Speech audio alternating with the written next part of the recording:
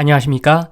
배팅 부동산 정부야 이제는 부동산 그냥 냅둬라. 된장 바르면 덧난다. 진행하도록 하겠습니다.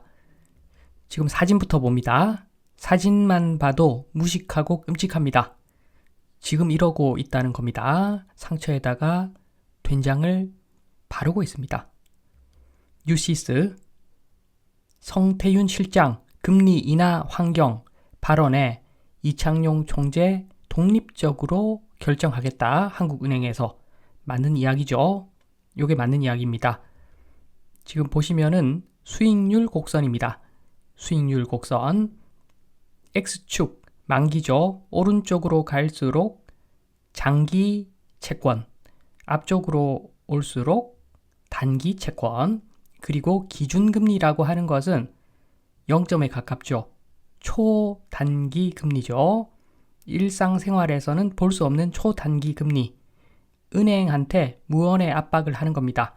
기준금리를 인상하면은 돈 함부로 대출해 주지 말라는 의미가 되는 거고, 기준금리를 인하하면은 우리한테 돈 맡겨봤자 너무 재미가 없으니까 그냥 그 돈 시중에 굴려라. 이런 의미가 되는 거죠. 그래서 사실은 금리라고 하는 것은 일상생활에 영향을 주려면 최소한 6개월짜리 금리는 건드려야 되죠. 그래서 동그라미 친 저 빨간색 부분 금리가 사실상 중요한데 저걸 직접 제어하는 방법은 없고, 물론 뭐 암묵적으로 저거 제어를 하기도 하겠죠. 전세 대출 금리 좀 낮춰라 뭐 이런 식으로. 은행의 주인은 사실상 국가니까. 그런데 이론적으로는 기준금리라고 하는 거는 저 초단기 금리를 조절해서 장기금리까지 어느 정도 영향을 미치겠다는 것이지, 기준금리 인상이 만병통치약은 아니죠. 기준금리를 아무리 인상하고 인하해봤자 시장 상황이 받쳐주지 않으면 역효과가 나겠지요. 그래서 냅둬야 됩니다. 전문가들한테 냅두고 상황에 맞는 금리를 채택해야 되는 게 맞아 보입니다. 왜 시장에 맡겨야 되는가? 머니투데이 최고금리 인하 역풍, 불법 사금융 이자 부담 24조 늘었다. 이게 무슨 소리냐 하면 2017년에 최고금리가 27.9%였는데 단계 내려가서 2021년에는 20%였다고 합니다. 그런데 최고금리 인하 6년간의 변화를 보니까 대부업 이용자의 이자 감소액은 4조가 넘었죠. 확실히 효과를 봤습니다. 그런데 여기서 대부업, 공식적인 대부업에서 대출이 불가능한 저신용자들, 어쩔 수 없이 불법 사금융으로 이동할 수밖에 없겠죠. 그렇게 되어서 증가된 추가 이자 부담액이 24조가 되었다고 합니다. 배보다 배꼽이 더 크죠.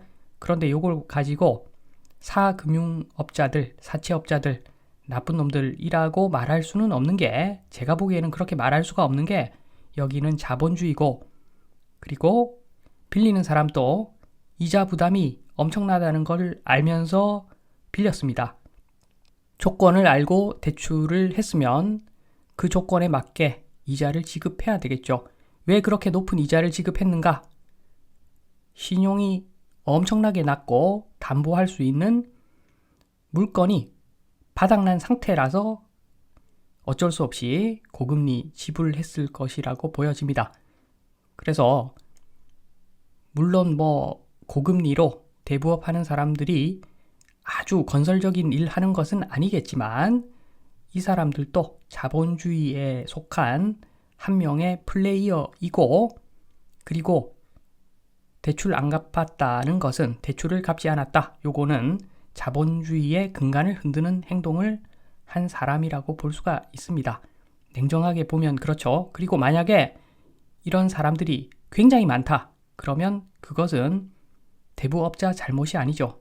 사채업자 잘못이 아니라 국가가 잘못한 겁니다. 국가가 정치 오랫동안 한 사람들, 만약에 진짜 사태가 이렇다. 그러면 책임을 지고 정치 앞으로 하면 안 되겠죠. 그 사람들이 오히려 잘못을 한 거지, 이 사람들이 뭐가 그렇게 큰 잘못을 했는가? 저는 그렇게 봅니다. 진짜 사채업자보다 훨씬 더 악질인 사람들은 이런 사람들입니다. 3명이 대출을 받으려고 합니다. 그런데 돈이 2덩어리밖에 없습니다. 1명은 빌릴 수가 없습니다. 그러면 금리를 올려서 경쟁을 시키겠죠. 거기서 1명이 나 탈락할란다, 포기라고 하면은 금리가 정해질 겁니다. 그런데 국가에서 돈을 3덩어리 더 뿌립니다. 돈이 넘쳐납니다. 그러니까 1개만 빌리려고 했던 사람이 2개도 빌리고 그렇게 되는데 금리가 내리겠죠, 당연히. 금리도 내리고 빌리는 양도, 돈의 양도 많아지고 이런 짓거리를 한 사람들이 정말 극악무도한 사람들이라고 보시면 됩니다. 그래서 좋지 않은 부동산인 아파트가 왜 그렇게 많이 올랐을까? 유동성 때문이죠. 유동성. 정상적인 유동성이 아닙니다. 전세제도 억지로 유지시켜 가면서 물 붓고 기름 부어가지고 저 위에 끌어올려 놓은 가격이 지금의 가격입니다. 범죄죠. 이런 게 정말 범죄입니다. 국가 차원에서 우리 한민족 차원에서 선조들이, 조상님들이 분노할 만큼 잘못된 범죄 행위입니다. 6.25만큼 나쁜 겁니다. 이거 전쟁보다도 어떻게 보면 더 사람을 갉아먹는, 지금 영끌한 사람들 지금 왜 고통을 받아야 됩니까? 제가 봤을 때는 이런 행동을 한 사람들이 정말 나쁜 사람들이다. 한마디로 이제는 부동산에 된장 그만 발라라 말씀드리면서 이만 마치도록 하겠습니다. 감사합니다.